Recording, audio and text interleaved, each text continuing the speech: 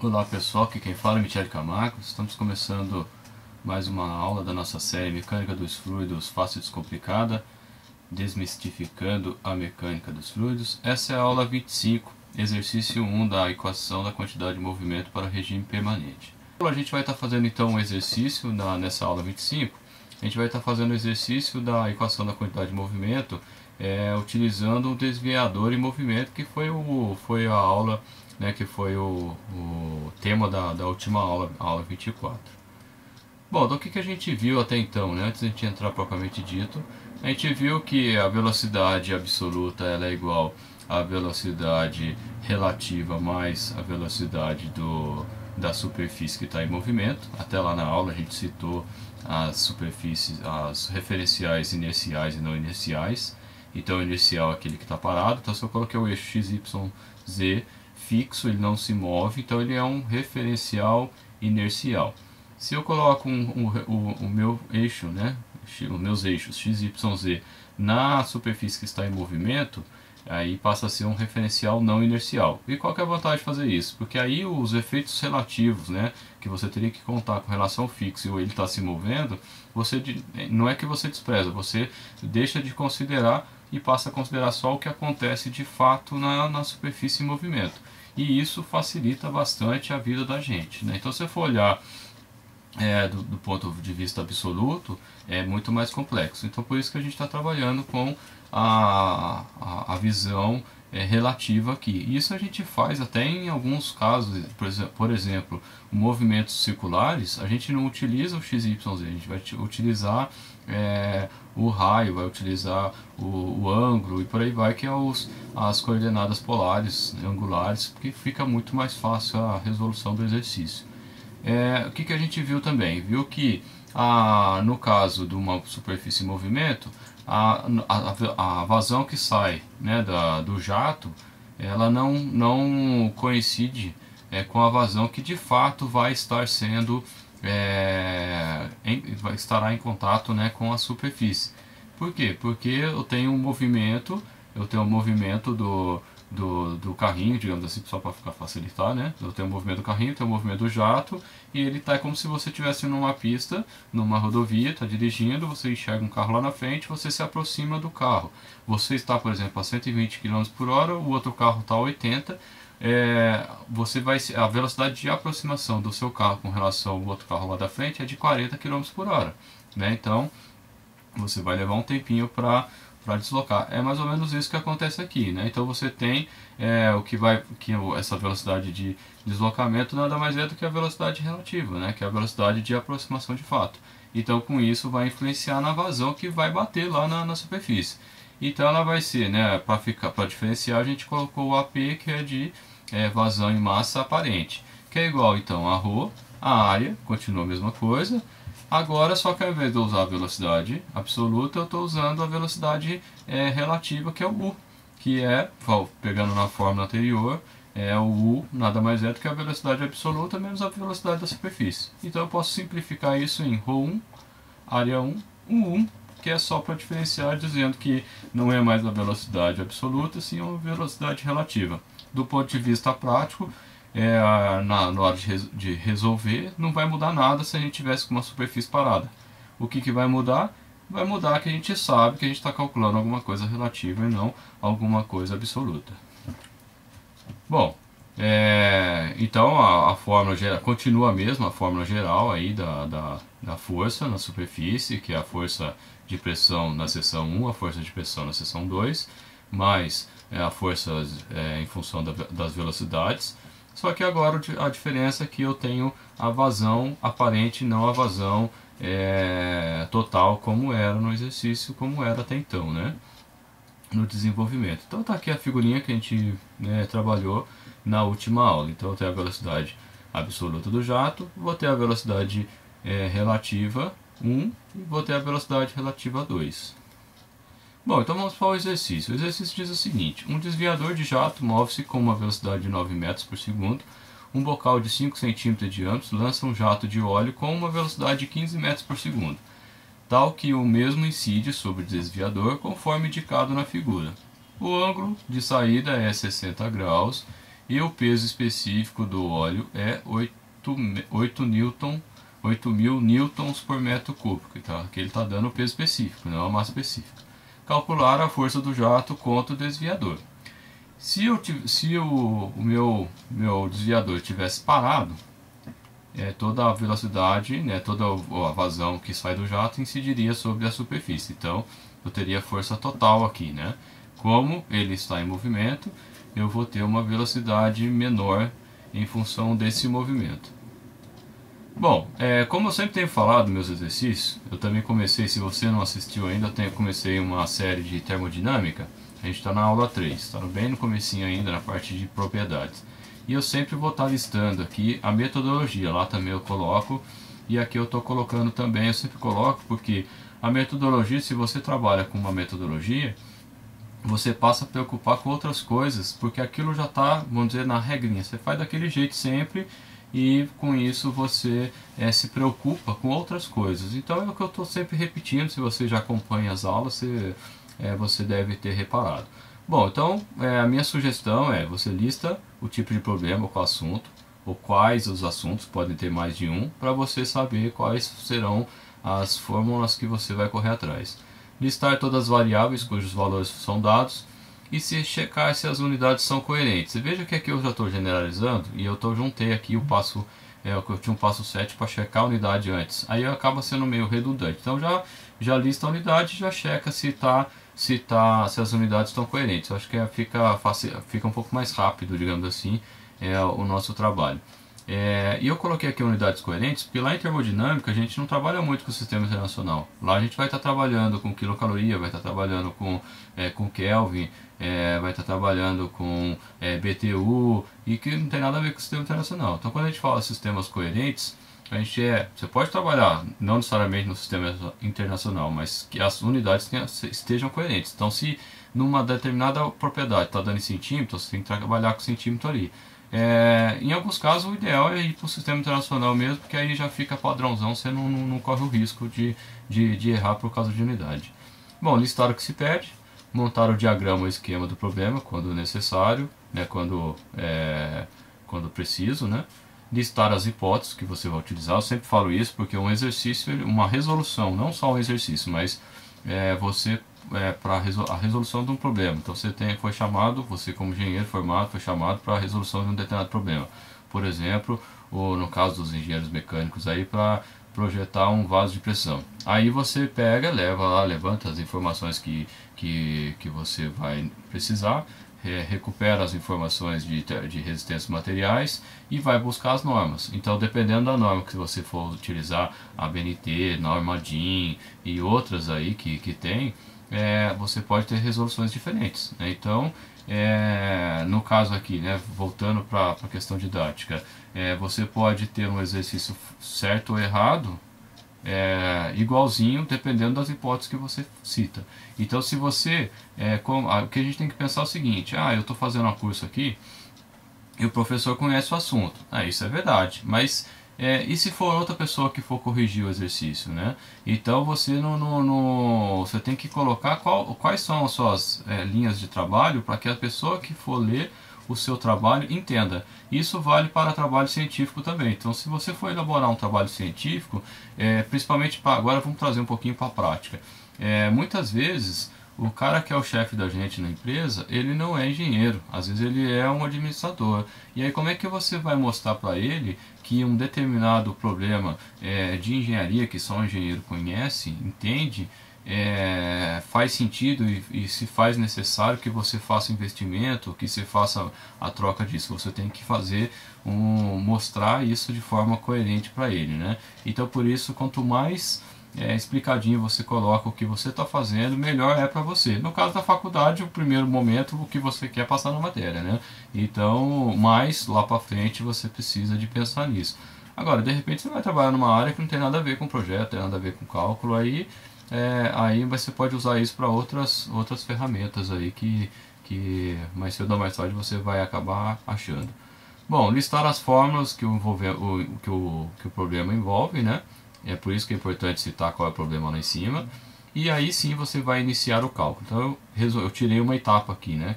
Quem já acompanha tinha 8 etapas, agora eu tenho 7, porque eu juntei lá 7 com a 2 num item só.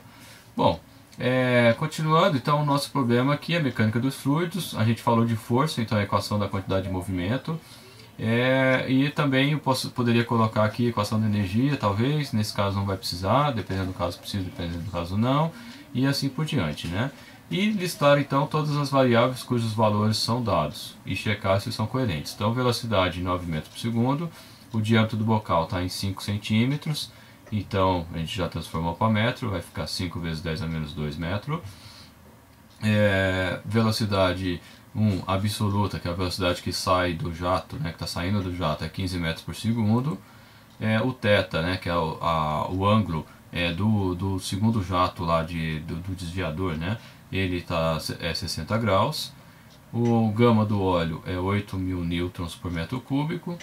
E o que se pede? Ele pede a força na superfície, ou seja, qual é a força que o fluido exerce no desviador. Essa é a questão do exercício. Bom, coloquei o desviador aí para facilitar. O diagrama não necessariamente nesse caso não precisa, mas a própria figura aqui ela vai nos ajudar a interpretar e identificar, né? Não tem um diagrama de corpo livre, não tem necessidade, mas a figurinha aqui vai ajudar a gente a identificar os problemas. Quais são as hipóteses? Escoamento em regime permanente, efeito do peso desprezível, que aí o Gzinho da fórmula vai sumir, nem sempre é necessário, mas no caso assim, de desviador, que a gente vai estar particularizando para os equipamentos, principalmente para a turbina Pelton, aí você vai ver que o peso pode ser desprezado ali, não vai ter tantos problemas assim. Escoamento incompressível, a gente falou que é um óleo, mas é importante listar que é incompressível, porque como eu já comentei em algumas aulas, no sistema de alta pressão, principalmente sistemas de corte a jato d'água, que chega a 6.000 bar hoje em dia, nesse caso a água chega a comprimir aí em torno de 15%, né? Então dependendo da pressão, o fluido, o líquido pode ser comprimido sim, mas é altíssimas pressões, né? Mas não é os casos mais corriqueiros. Só estou comentando porque às vezes a gente coloca assim, o líquido é incompressível. Mentira, não é incompressível. Você não pode, minha sugestão é que, mesmo que você tenha certeza de alguma coisa, nunca fale que é todos, né? Fale que é a grande maioria, o que se conhece. Por quê? Porque se você vai fazer um trabalho científico, vai apresentar um TCC, por exemplo, e você coloca lá na informação de que tal coisa é daquele jeito, todas as coisas são daquele jeito, e de repente tem uma coisa só que não é, pronto, já o seu trabalho já está errado. E isso já aconteceu comigo uma determinada vez, que eu fiz parte de uma banca e o aluno colocou que todos os vasos de pressão são soldados. E naquela ocasião eu falei para ele, olha, desculpa, mas você errou nesse ponto, não é soldado. Eu trabalho, não, onde a gente tem um produto que é vaso de pressão e não é soldado, ele é usinado. Então quer dizer, toma cuidado com isso de afirmar tudo, né? Então, mesmo que seja líquido, coloca voltando aqui, né? Coloca que o escoamento é incompressível. Bom, as propriedades uniformes na seção. Então essas são as hipóteses aí padrãozona que a gente vai estar usando bastante. Já na termodinâmica, o escoamento incompressível já não é válido, né? Porque lá na termodinâmica não é tudo menos incompressível. Bom, as formas que se pedem. Então, velocidade absoluta é igual a U, que é a velocidade relativa mais a velocidade da superfície, ou, né, a velocidade relativa, que eu vou estar utilizando na fórmula, é a velocidade absoluta menos a velocidade da superfície. A vazão em massa aparente é a massa específica vezes a área vezes a velocidade relativa. E as forças, né, a gente pegou aqui do nosso desenvolvimento da última aula, e nada mais vai ser aqui, né, que essas formas são as mesmas lá da superfície fixa. Só que ao invés de termos V1 e V2, a gente vai ter um U1 e U2, que são as velocidades relativas. Só isso que muda. Do ponto de vista de resolução matemática, não muda nada. Agora, se você utilizar como referência as suas coordenadas inerciais, sistema de coordenadas inerciais que a gente comentou no começo, aí você vai ter um pouquinho mais de complicação aqui em termos de resolução. Então, por isso, o relativo. Ou, se eu posso particularizar ainda mais, né, se eu for, qual que é a hipótese dessa penúltima dessas penúltimas fórmulas para a última, o que eu estou particularizando? Eu estou desprezando, no caso, o atrito entre as pás, né? Na pá, no desviador, eu estou desprezando o atrito do jato, portanto, o 1 é igual ao 2. Com isso, eu jogando, né, e fazendo essa igualdade, né, o produto notável, eu chego que a velocidade na superfície x vai ser igual a ρ, área do jato, vezes o 2, vezes 1 menos cosseno θ. E a força na superfície na direção y vai ser menos ρ, área do jato, vezes o 2, que é a velocidade relativa, vezes seno de θ. Com isso, a fórmula fica a mesma lá do exercício que eu comentei, só que com a diferença de não ser velocidade absoluta e ser velocidade relativa. Só isso que muda aqui em termos de nomenclatura. Bom, então vamos começar o cálculo. Calculando a velocidade relativa a U. Desprezando o atrito do jato no desviador, até falei isso, né, como hipótese. Eu poderia ter colocado como hipótese lá também, tá? E acabei não colocando, mas estou discriminando aqui na resolução do exercício que eu estou desprezando o atrito entre as pás. Então, o U igual ao 2, que é igual a U. Então vai ficar U, que é igual à velocidade do jato, menos a velocidade da superfície. Então, nesse caso, vai ser 15 menos 9. Isso aqui é igual a 6 metros por segundo. Então, a velocidade relativa, 6 metros por segundo. Aí você pode perguntar para mim, e se eu não desprezasse a velocidade, o atrito entre a superfície e o jato? Bom, aí você teria que ter qual é a fórmula de variação do jato, para que aí você consiga, através da velocidade do jato, que vai ser a velocidade U antes, né? A velocidade relativa aqui.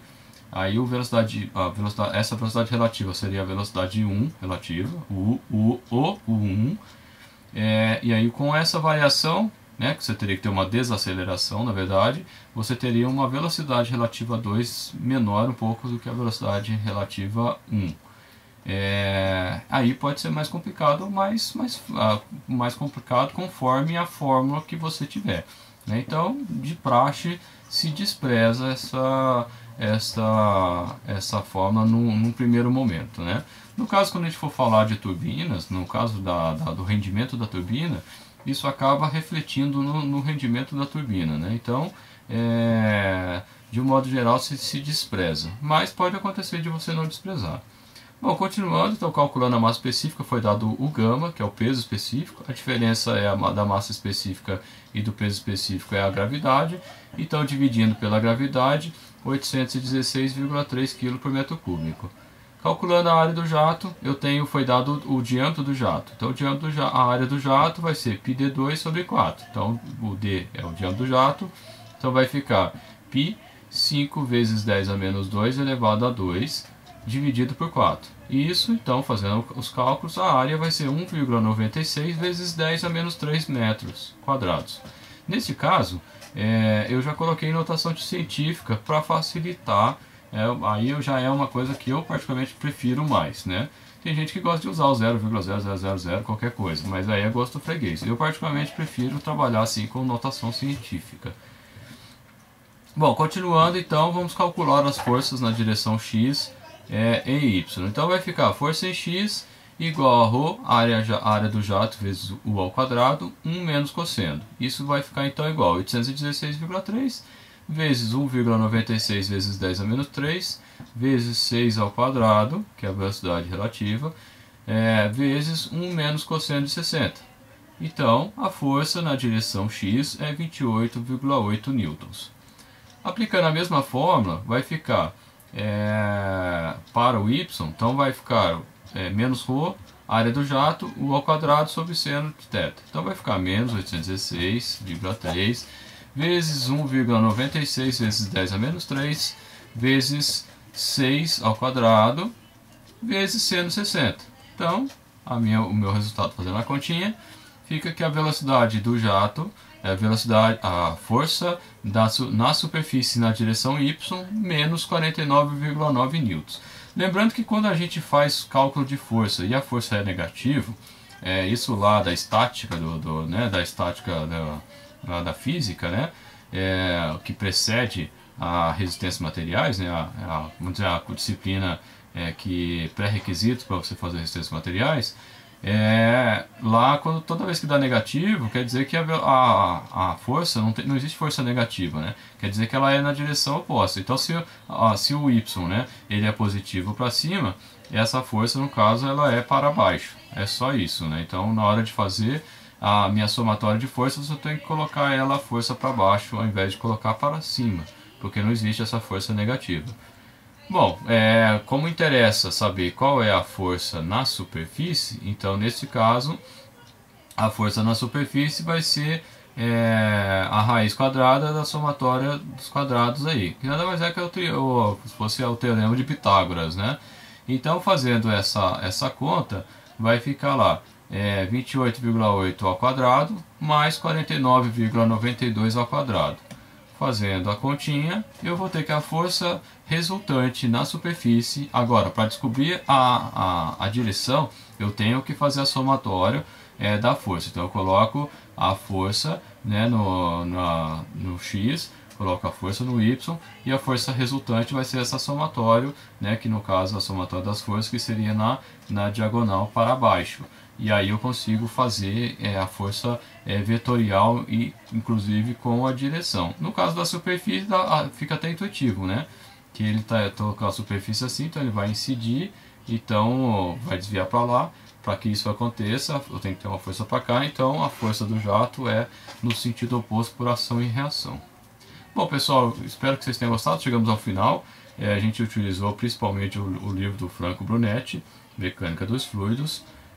Se você gostou da aula, você dá um joinha, você compartilha, e aguarda aí sugestões de vocês para novos temas. Estamos quase chegando no final de Mecânica dos Fluidos. A gente vai estar falando na sequência de análise dimensional, e por fim, né, que é o grande problema da mecânica dos fluidos, que é o cálculo de perda de carga, né, que é o que deixou eu sem cabeça, sem cabelo, né, como diz, né, vamos zoar um pouquinho.